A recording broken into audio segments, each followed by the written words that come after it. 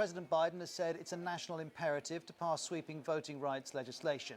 During a speech in Philadelphia, he sharply condemned what he called efforts to undermine those rights. Numerous Republican-controlled states have approved laws that change election rules. At least 45 people have died in South Africa as violence sparked by the jailing of Jacob Zuma continues. The army's been deployed, but a BBC correspondent in Durban says looters are operating freely. Greece is accused of intercepting migrants in the Mediterranean, pushing them back and abandoning them in Turkish waters. An EU official has told the BBC that illegal deportation, which Greece denies, must stop. And a Chinese man has been reunited with his son after a 24-year search. Mr. Guo's son was abducted in 1997 when he was 2 years old. In South Africa, police and the military face a second day of violence and destruction in several provinces following the jailing of former President Jacob Zuma. At least 32 people were killed. In Geneva, the UN Human Rights Council approves a resolution calling for Eritrean troops to leave Ethiopia's Tigray area. In Iraq, medical officials say at least 64 people were killed and more than 100 injured in a fire at Al Hussein Teaching Hospital in Nasiriyah. And Saudi Arabia approves 60,000 visitors for the Hajj religious pilgrimage this year. Olympic organizers are trying to stir up some fresh enthusiasm for the final leg of a long and unusual road to the Tokyo Games. With the capital under another state of emergency, the sporting event is facing new scrutiny, including here in Japan. We are sitting in one boat and we are rowing together with full force in the same direction. This was Bach's first in-person meeting with the president of the Tokyo Organizing Committee in months. His last trip was canceled as infections in the capital rose. And now they're on the rise again. Tokyo reported 830 new cases on Tuesday, up more than 230 from the same day last week. As cases spread, Olympic organizers opted to ban spectators at all but a few venues. Miyagi's governor says the soccer stadium in the town of Gifu will be one of them. But the mayor of a neighboring city doesn't want to see fans in the stands. Many people who feel the matches should be held without spectators have contacted the city. I agree with them. Kori is concerned the event could trigger a resurgence in cases. But she failed to sway Miyagi's governor. He says the majority of mayors want to hold the matches with a limited number of spectators. Now, Japan's minister in charge of the coronavirus response has apologized after suggesting the government would ask financial institutions to ensure dining establishments follow a ban on serving alcohol. My intention is to curb infections with the help of every part of society. But I regret that I failed to fully express my point. Last week, Nishimura suggested the government would share information with financial institutions on businesses not complying with the government's request to not serve alcohol. He said the government would ask lenders to call on bars and restaurants to follow restrictions while noting the request had no legal force. His remarks triggered widespread criticism from alcoholic beverage retailers and others coping with a severe business environment. Opposition lawmakers had also criticized Nishimura's proposal and called for his resignation. The government had also asked distributors to stop doing business with establishments serving alcohol, but it's decided to shelve the plan due to backlash even from within the ruling party.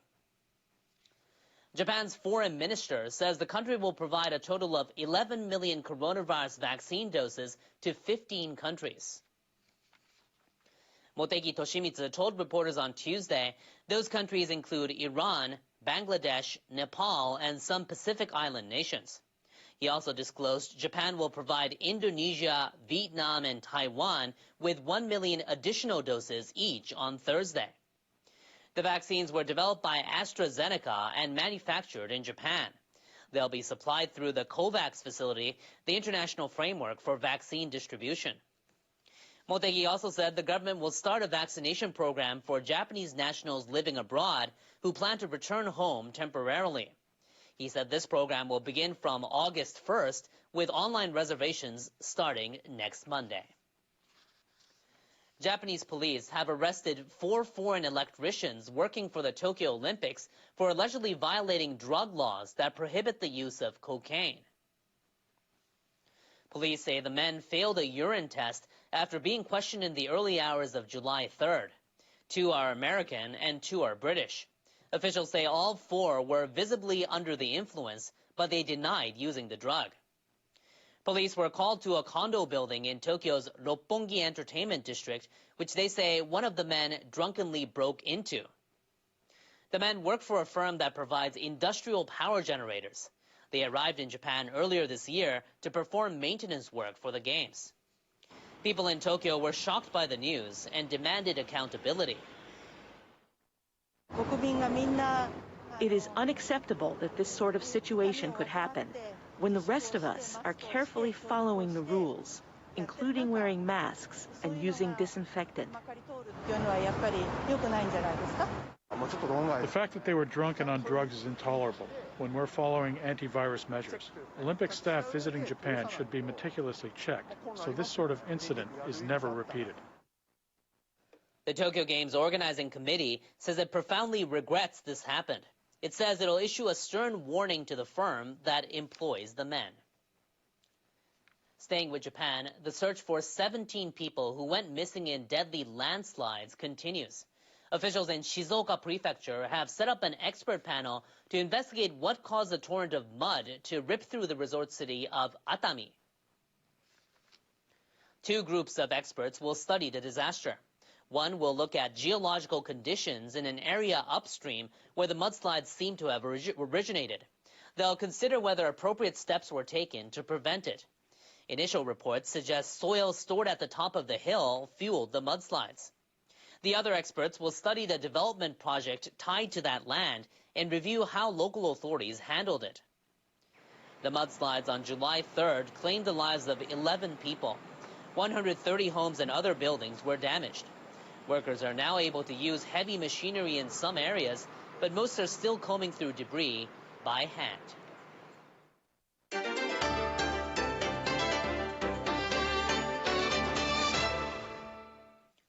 The U.S. Secretary of State is warning Chinese leaders to stop intimidating their neighbors around the South China Sea. Cholapansa Narula at our bureau in Bangkok has the details.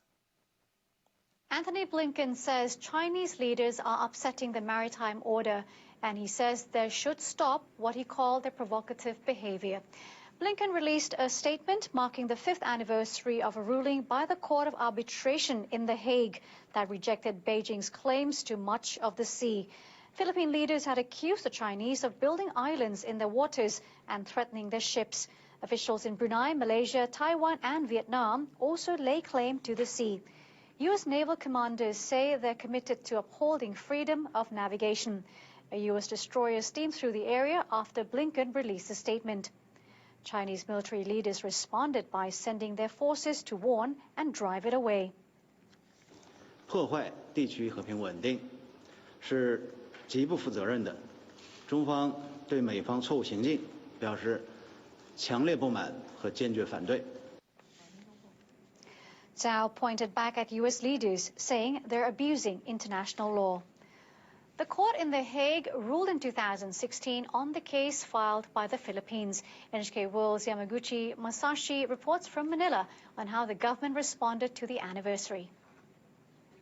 Unlike the strong statements issued by the U.S. and China, the Philippines made no notable moves.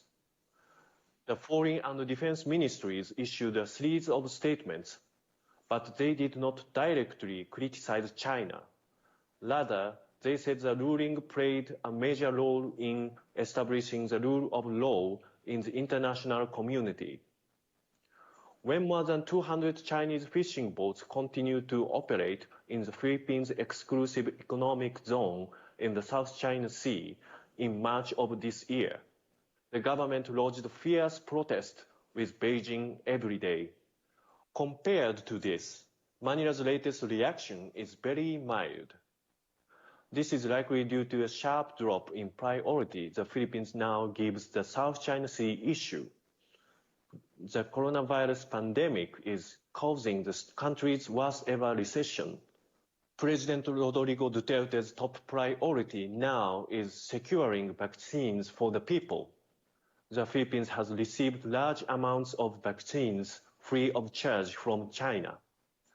In May, Duterte described China as his country's major supplier of coronavirus vaccines. He noted that the Philippines is indebted to Beijing and even said the arbitrary victory 5 years ago is just a piece of paper and that he will throw it away. The Philippines is expected to work with ASEAN, Japan, the EU, and many other countries to resolve the South China Sea issue. It will avoid taking a strong stance on the side of either the US or China. Yamaguchi Masashi, NHK World, Manila. Athletes from Southeast Asian nations are ready to compete in the Tokyo Olympics. The first contender from Thailand has left for Japan. Thailand sailing athlete Kamonwan Janyim departed along with her manager and trainer. They were seen off by a representative of the country's sailing association with a message for success. A total of 42 athletes from Thailand will be competing in 14 sports, including boxing, shooting and canoeing. Meanwhile, Myanmar state-run media reported on Tuesday that 3 athletes have qualified for the Games in badminton, shooting and judo. Teta Tuza, who will participate in the women's badminton singles, posted a comment saying she will do her best as a representative of the Myanmar people. But she has been criticized on social media with comments like, "Don't call yourself a representative of the Myanmar people when participating under the military rule." The February coup has cast a shadow over sports in the country. One prominent swimmer who had participated in numerous competitions abandoned his dream of competing in Tokyo as a protest against the coup. And a member of the traditional national soccer team who expressed resistance to the military's oppression has applied for refugee status in Japan.